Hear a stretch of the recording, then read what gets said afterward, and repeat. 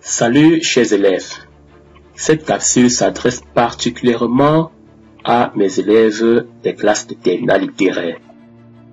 Il ne sera pas question de donner un aspect détaillé de la structure d'une cellule animale au microscope électronique, en quoi appeler ultrastructure.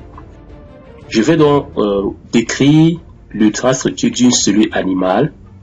Et juste en bas de cette vidéo, vous allez voir donc sur votre cahier virtuel un exercice où vous allez faire la différence entre l'ultrastructure d'une cellule animale observée au microscope électronique et l'ultrastructure d'une cellule végétale. Alors, au microscope électronique, la cellule animale est constituée principalement d'organes cellulaires. Le premier organisme et le plus important, c'est le noyau. C'est en réalité une structure constituée par ce qu'on appelle la membrane nucléaire. Je rappelle que c'est très schématique ce que je fais parce qu'on va revenir sur la membrane en tant qu'organite cellulaire. La membrane du noyau est double. Donc on a ce qu'on appelle une membrane nucléaire externe, ici, et là une membrane nucléaire interne.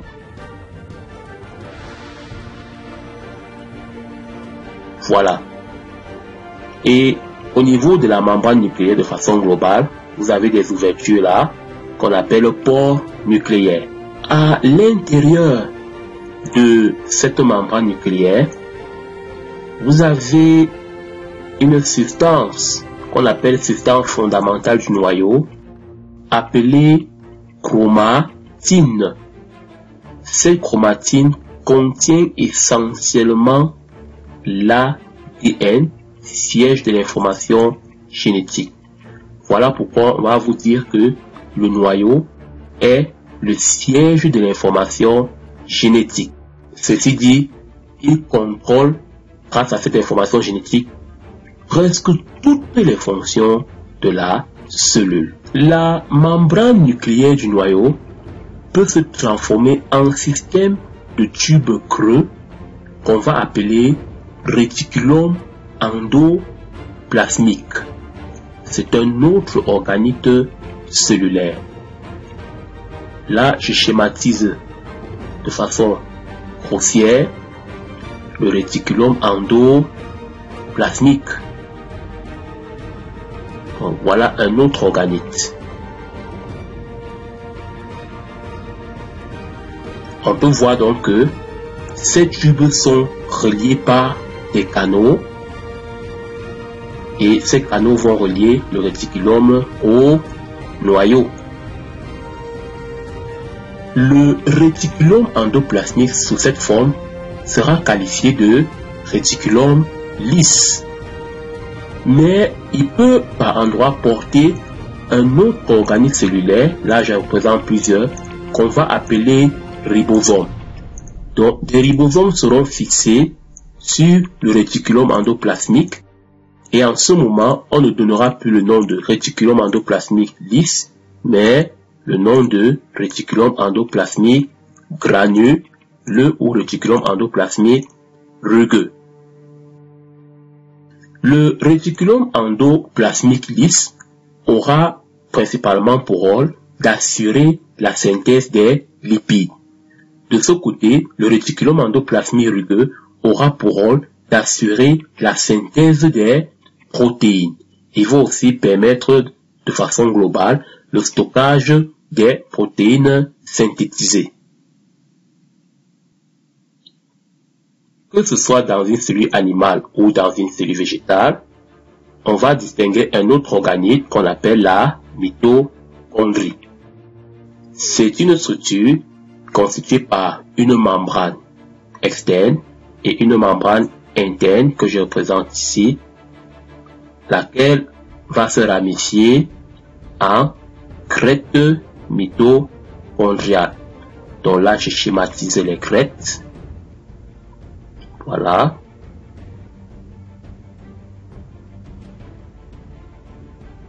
Voilà. L'espace entre les deux membranes que j'indique là, en quelques pointillés verts, va constituer l'espace intermembranaire. L'intérieur de la mitochondrie, appelé stroma, contient en rouge là, titre indicatif, l'ADN mitochondrial. La mitochondrie est le siège des productions énergétiques de la cellule, autrement dit, le siège des oxydations cellulaires, lesquelles vont fournir l'énergie à la cellule. Un autre organe, et pas des moindres, c'est l'appareil de Golgi. L'appareil de Golgi est un ensemble de saccules empilés qu'on appelle encore dictyosomes. Voilà, je représente des saccules ou dictyosomes qui vont constituer l'appareil de Golgi. Voilà. À côté de ces dictyosomes, on a des vésicules golgiennes.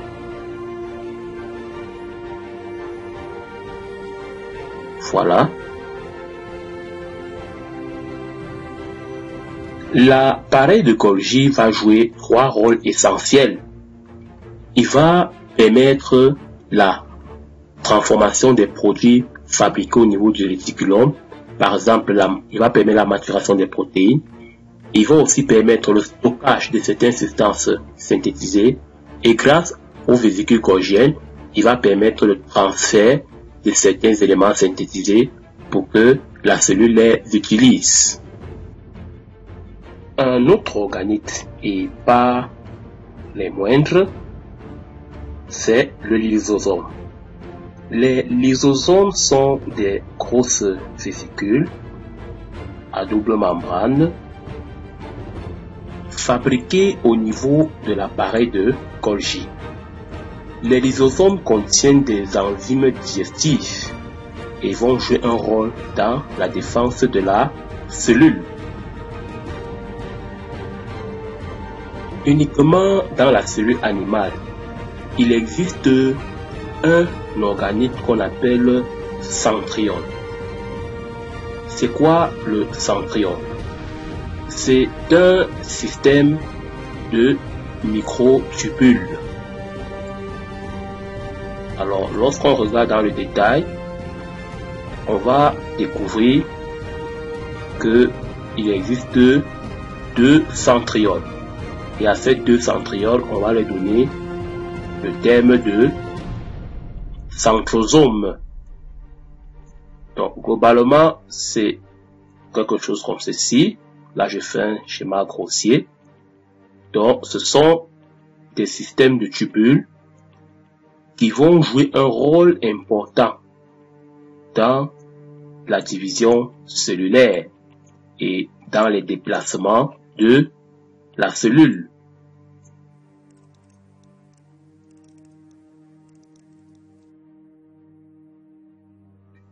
Uniquement dans les cellules végétales, notamment les cellules végétales chlorophylliennes, se trouvent des organites particuliers qu'on appelle chloroplastes.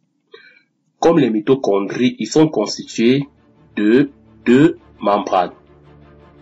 Mais ces membranes vont se comporter autrement, surtout la membrane interne. Elle va former, comme vous pouvez le voir là, des structures qu'on appelle les thylakoïdes.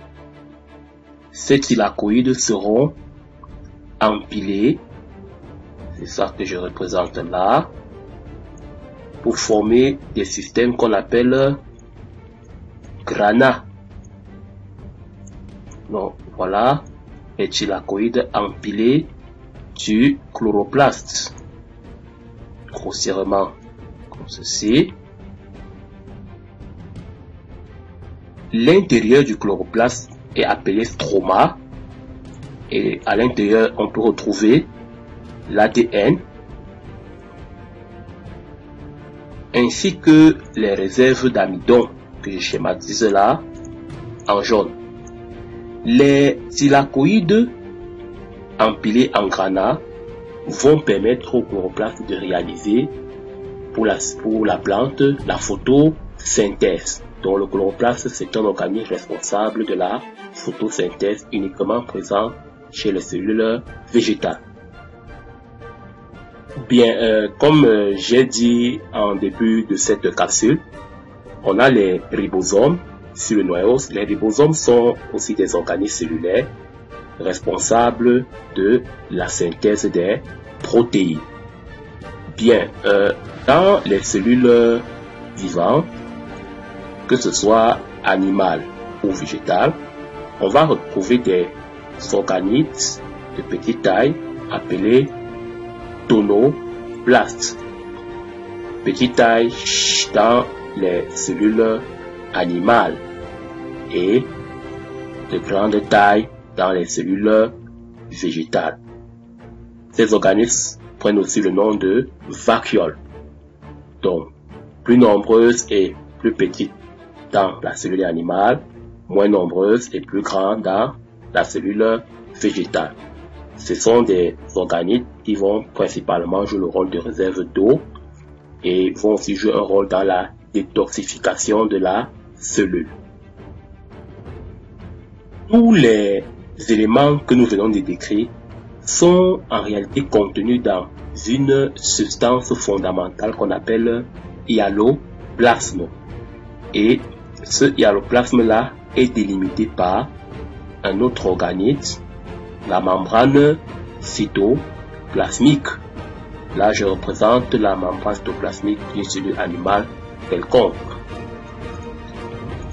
Comme vous avez vu dans une autre vidéo, au microscope optique, c'est évident de reconnaître le noyau de la cellule.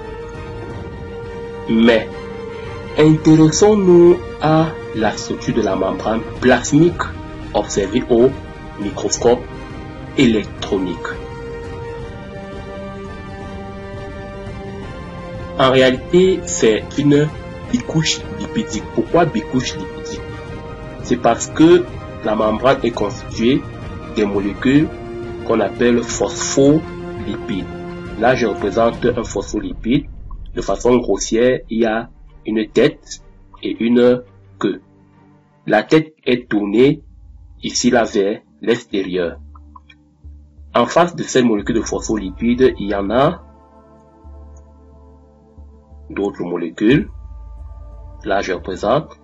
La tête de ce phospholipide est tournée vers l'intérieur. Et c'est cet agencement qui va constituer la membrane cytoplasmique.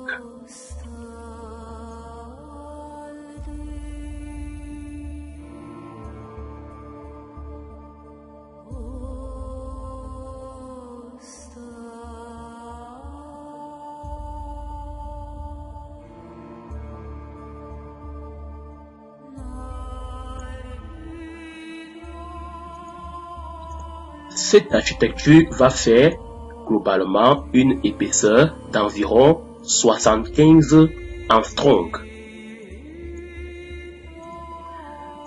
En réalité, la membrane cytoplasmique est une mosaïque fluide dans laquelle vont se retrouver des molécules de nature protéique qui vont constituer des protéines périphériques.